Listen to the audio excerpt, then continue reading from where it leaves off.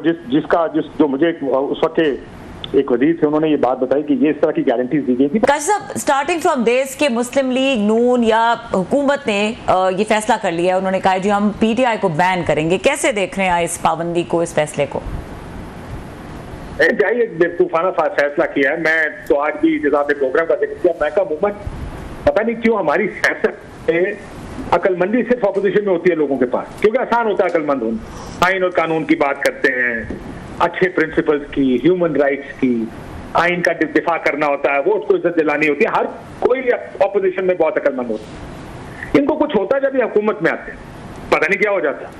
इन्होंने इसी किस्म के फैसले करने होते। ये मेरी तो समझ से बाहर है कि इस सुप्रीम कोर्ट में अमूमन माजी में सुप्रीम कोर्ट ऐसी हुआ करती थी जो कि इस्टेब्लिशमेंट के साथ मिलकर गेमें खेलते थे। इस्टेब्लिशमेंट की अगर ख्वाहिश किसी को निकालना तो निकाल भी देंगे। वो बहुत से ऐसे काम हुए पाकिस्तान की तारीख में जिसमें आपको नजर आता था कि कोई गठजोड़ है।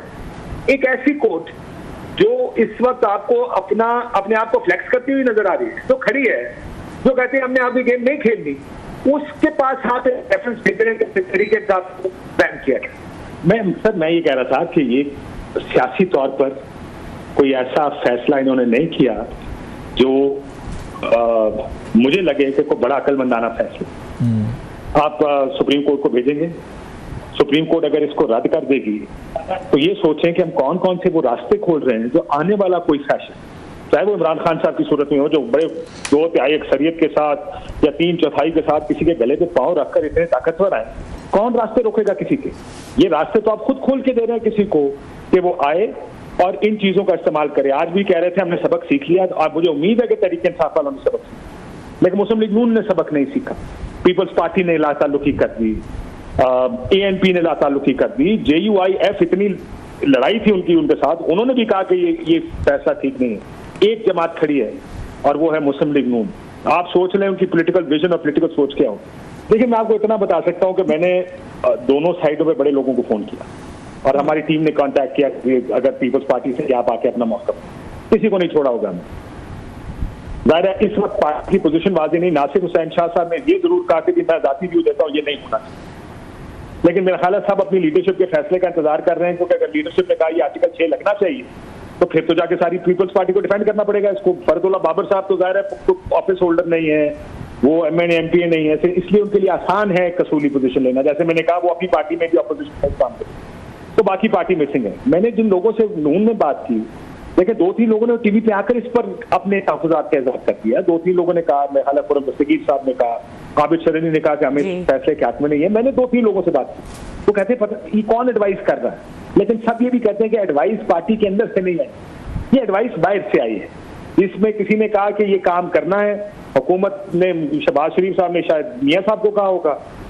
ऐसी जब हुकूमत होती है और ऐसे हालात होते हैं, देखें उन्होंने कहा कि मुल्क की सलामती के लिए काम कर रहे हैं, ये काम सियासी सलामती के लिए हो रहा है, हुकूमती बका के लिए काम हो रहा है। तो उन्हें पता है कि इमरान खान की जमानतें हो रही हैं, अगर वो बाहर निकल आया तो जाहिर है हुकूमत तो चलाना मुश्किल हो जाएगा।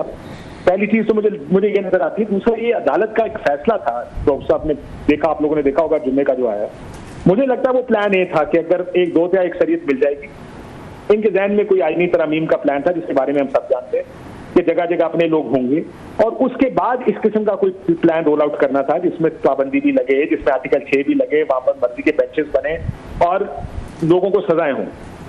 मुझे ये लगता है कि वो प्लान तो हो गया चौपट उस फैसले के बाद जो मखसूस नशिस्तों का फैसला। अब जल्दबाजी में ये प्लान B लॉन्च किया गया है, इसका होना कुछ नहीं, मेरा नहीं ख्याल इससे कोई चीज निकलेगी, लेकिन एक ऐसा फैसला है जिसने ऐसे रास्ते खोल दिए हैं कि आप सोचें ये अगर कोई दूसरा आ गया और वो फैशिस्ट माइंडसेट का हुआ, क्या करेगा वो, और इनके पास दिफा क्या रह जाएगा अपनी पोजीशन का। बड़ी मुझे तो अफसोस कुन सूरत हाल नजर आ रही है। जमहूरियत इस मुल्क में पहले नहीं थी, नाम की जमहूरियत रह गई थी, अब नजर आ रहा है कि नाम की जमहूरियत भी नहीं है। तो ऐसे ही कुछ जमहूरियत का लिबादा हो रहा है, हम लोग बस चल रहे हैं। इस मुल्क में जमहूरियत की नाम की कोई चीज पाकिस्तान में कम अज कम नहीं। और आपने देखा, आपने खुद ही बताया था उस साहब कि जब ख्वाजा आसिफ साहब का वाकया हुआ कम अज कम, तो उस वक्त किसी ने इनकार कर दिया, लेकिन उस वक्त इनकार की एक लिस्ट मौजूद थी।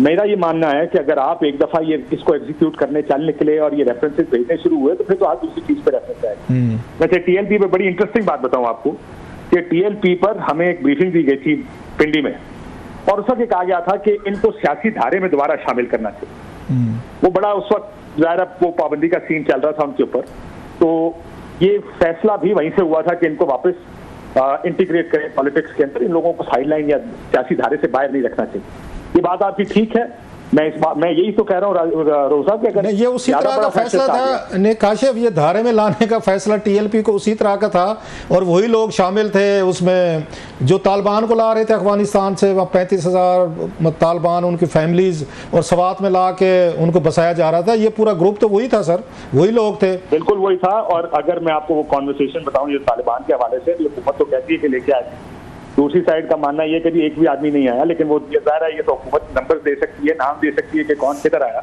लेकिन जब बातचीत हो रही थी तो किसी ने कहा, तालिबान की तरफ से एक एतराज उठाया गया कि आप तो कल चले जाएंगे, पॉलिसी फिर बदल जाएगी और हम मारे जाएंगे जिनको आप वापस पाकिस्तान लेकर आ रहे हैं। तो उसका कहा गया था नहीं, मेरे बाद ये साहब हैं, ये आर्मी चीफ बनेंगे, आप फिक्र ना करें, पॉलिसी लंबे अरसे के लिए चलेगी। हम ये भी हमारे मुल्क और वो आर्मी चीफ नहीं बने, और वो आर्मी चीफ नहीं बने जिनको जनरल बाजवा साहब बनवाना चाहते थे।